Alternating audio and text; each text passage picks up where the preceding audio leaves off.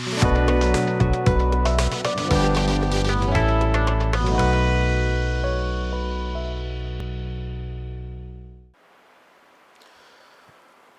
Astro business நேயர்களுக்கு சதீஷ் ராவின் வணக்கங்கள். இந்த பதிவு நம்ம இப்போ நடக்கக்கூடிய ஒரு முக்கியமான நிகழ்வு, கிரக நிகழ்வு. சனி வக்ரம் பெறப்போகுது. இந்த ஜூலை 13ஆம் தேதி ஆரம்பித்து நவம்பர் 27, 2025 வரைக்கும் இந்த வக்ரம் சுழற்சிங்கிறது இருக்க போகுது. பொதுவாக இந்த வக்ரம் அப்படிங்கும்போது என்னன்னு கேட்டிங்கன்னா, ஒரு கிரகம் பின்னோக்கி அப்படி ரிவர்ஸ் வர்றது மாதிரி அந்த இம்ப்ரெஷனை உண்டு பண்ணுறது, அதற்கான பலன்கள்ங்கிறது மாறுபடும். இப்போ இந்த சூரிய குடும்பத்தை சேர்ந்த அனைத்து கிரகங்களும் சூரியனை சுற்றி வரும் பொழுது ஒரு சில நேரங்களில் இந்த கிரகங்கள் அதிசாரம்னு சொல்லும்போது முன்னோக்கி பயணிக்கிறது மாதிரி ஒரு இம்ப்ரெஷனை க்ரியேட் பண்ணும். சில நேரங்களில் பின்னோக்கி வர்றது மாதிரியான ஒரு இம்ப்ரெஷனை க்ரியேட் பண்ணும். அப்படி பின்னோக்கி வரும் பொழுது அது என்ன விதமான பலன்களை ஒவ்வொரு ராசினருக்கும் உண்டு பண்ணும் அப்படிங்கிறத பற்றி தான் இந்த பதிவில் பார்க்க போகிறோம். இதில் ஒரு சில பேருக்கு ஏற்கனவே எனக்கு இப்போ தான் சார் அஷ்டம சனி முடிஞ்சிச்சு, 7.5 சனி முடிஞ்சிச்சு, ஆனால் பெரிய ஒரு எந்தவித நல்லதும் நடக்கலை அப்படின்னு சொல்லுபவர்களுக்கும் இந்த பதிவில் மகிழ்ச்சியான செய்தி இருக்குது.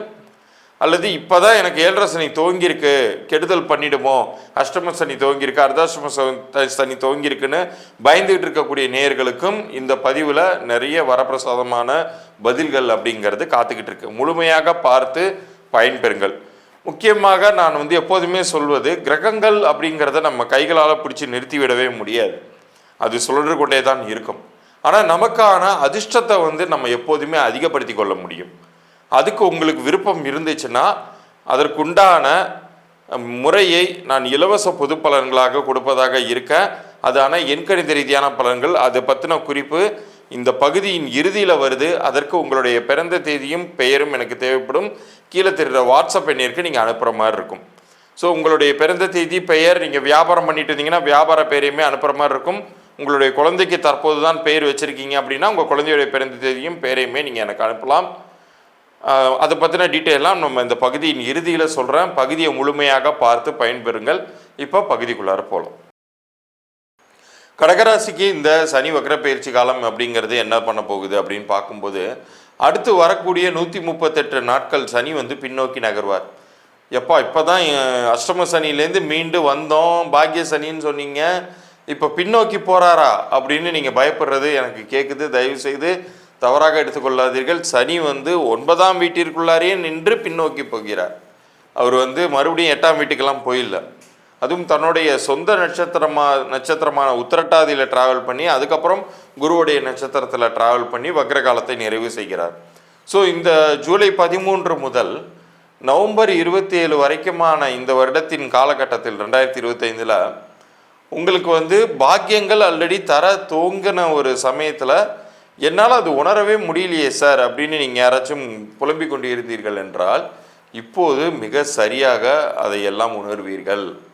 நல்லது மிக அபரிதமாக அவர் ஏற்படுத்தி தரப்போகிறார். குறிப்பாக சொத்து பத்துகள், நிலப்புலன்கள் உங்களுக்கு சேரும். இவ்வளோ நாள் ஏதாச்சும் ஒரு நபரின் தலையீட்டாலேயோ அல்லது ஒரு சண்டை சச்சரவுகளாலேயோ உங்களுக்கு சேர வேண்டிய பணம் ஏதாவது இருந்தாலுமே கூட, அல்லது செல்வங்கள் ஏதேனும் இருந்தாலுமே கூட, அந்த ப்ராப்பர்ட்டிஸ் இது எல்லாமே இந்த காலகட்டத்தில் உங்களுக்கு சேரும். அதே மாதிரி ஏன்னா கடகத்திற்கு அவர் 7க்கும் 8க்கும் உடையவர். 7ங்கிறது நட்பு ஸ்தானம்னு சொல்லலாம். கலத்திர ஸ்தானம்ங்கிறது மட்டும் கிடையாது, நட்பு ஸ்தானம். யாரெல்லாம் உங்களுக்கு எதிரிகளாக இதற்கு முன்னாடி பரிமளித்தார்களோ, உங்களால் இடைஞ்சல்கள்ங்கிறது எல்லாம் இருந்தது நிலை மாறி இப்போ உங்களுக்கு அவங்களே முன் நல்லது செய்வாங்க, அல்லது அதற்கான சூழ்நிலை அப்படிங்கிறது ரொம்ப இணக்கமான சூழ்நிலை அப்படிங்கிறது உருவாகும். அது உங்களுக்கு மிகுந்த ஆதாயத்தை தேடித்தரப்போகிறது அப்படிங்கிறத உறுதியாக நம்ம சொல்லலாம். நீங்கள் என்ன செய்யணும் அப்படின்னா, ஏதாச்சும் ஒரு சேனல்லையோ அல்லது ஏதாச்சும் ஒரு கட்டுரையை படிச்சுட்டு அவ்வளோதான் நமக்கு மறுபடியும் அஷ்டம சனி மாதிரியான பலன்களை தரப்போகிறாரோ அப்படிங்கிற அச்சத்தில் முயற்சி எடுக்காமல் மட்டும் இருந்துடாதீங்க. எந்த அளவுக்கு நீங்கள் முயற்சி எடுக்கிறீங்களோ அந்த அளவுக்கு உங்களுக்கு வெற்றிகள் அப்படிங்கிறது கண்டிப்பாக கிடைக்கவே போகிறது. இந்த காலகட்டத்தில் நீங்கள் ஒரு சில நேரங்களில் பார்த்தீங்கன்னா, உத்தியோகம் எனக்கு சரியில்லாமல் இருக்குது சார், நான் இந்த சமயத்தில் உத்தியோகமே நான் வேறு ஒரு நிறுவனத்துக்கு மாறிடுறேன்னு நினச்சிங்கன்னா கொஞ்சம் பொறுங்க. இந்த ஒரு மாதம் 2 மாதங்களுக்குள்ளார நீங்கள் எதிர்பார்த்த மாற்றங்களை வந்து சனி பகவான் உங்களுக்கு ஏற்படுத்தி தரப்போகிறார். ஏன்னா சனி வந்து வக்கர காலங்களில் வந்து சூரியனை விட்டு மிக தள்ளி செல்வதனால முழு வீரியத்தோடு செயல்படக்கூடிய ஆற்றல் அப்படிங்கிறது அவருக்கு வந்துடும். அதுவும் இப்போ எந்த இடத்துல இருக்கார், 8ஆம் வீட்லேயே உங்களை வச்சு செஞ்சிட்டாரு, எல்லா பிடுங்க வேண்டியதெல்லாம் பிடுங்கிட்டாரு, உங்களை அளவு வச்சு பார்த்துட்டாரு, எல்லாமே நடந்துருச்சு. ஸோ மறுபடியும் அவர் பனிஷ் பண்ண போகிறது கிடையாது. உங்களுக்கு நல்லது செய்யக்கூடிய இடத்துக்கு தான் வந்து அந்த இடத்துல தான் அவர் வக்கரம் அடைகிறாருங்கும்போது நீங்கள் வேறு எதை பற்றியுமே கவலைப்பட தேவையில்லை.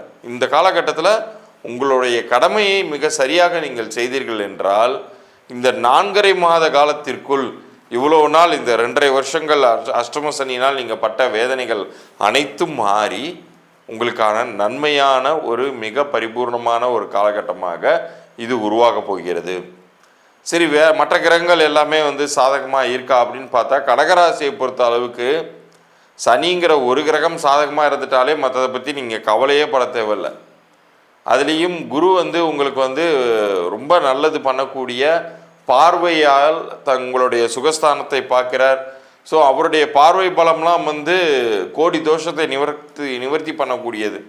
ஸோ ஒரு பக்கம் சனியும் வந்து பாக்கியத்தில் அமர்ந்து இந்த வக்கர காலத்தை நடத்துவதனால் இந்த 4.5 மாத காலங்கள்ங்கிறது ஒரு பொற்காலம்.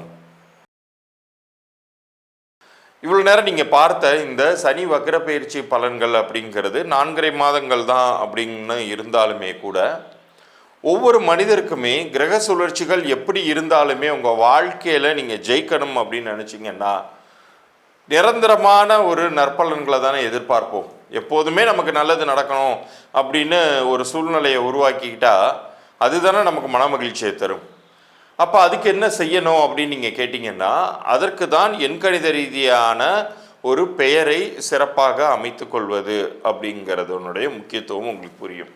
ஏன்னா எண்கள் வந்து நீங்கள் பிறக்கும் பொழுதே உங்களுடைய தலைவிதியோடு சேர்ந்தே தான் பிறக்குது. ஒவ்வொரு மனிதருக்கும் பிறந்த தேதி, பிறந்த நேரம், அதன் அடிப்படையில் இருக்கக்கூடிய கிரக நிலைகளை வைத்தே ஒரு மனிதனுடைய வாழ்க்கை எப்படி போகுதுங்கிறத நம்மளால் தெளிவாக கணித்து விட முடியும். அப்படி இருக்கிற சூழ்நிலையில் எப்பெல்லாம் உங்களுக்கு கெடுதலான சூழ்நிலைகள் வருதோ அப்போ கூட உங்களுக்கு நன்மை நினைக்கணும்னு நினச்சிங்கன்னா உங்களுடைய பெயர் உங்கள் பிறந்த தேதிக்கும் கூட்டிய எண்ணிற்கும் பொருத்தமாக அமைத்து கொள்வதுங்கிறது ரொம்ப ரொம்ப முக்கியம். இப்போ உங்களுக்கு அமைஞ்சிருக்கிற பெயர் நல்லா அமைஞ்சிருக்கா இல்லையாங்கிறத சரி பார்த்துக்கிறதுக்கு தான் நான் வந்து உங்களுடைய பிறந்த தேதியும் பெயரையும் அனுப்ப சொன்னேன். ஸோ அதுக்கான இலவச பொது பலன்கள் நான் உங்களுக்கு வழங்குவதாக இருக்கேன்.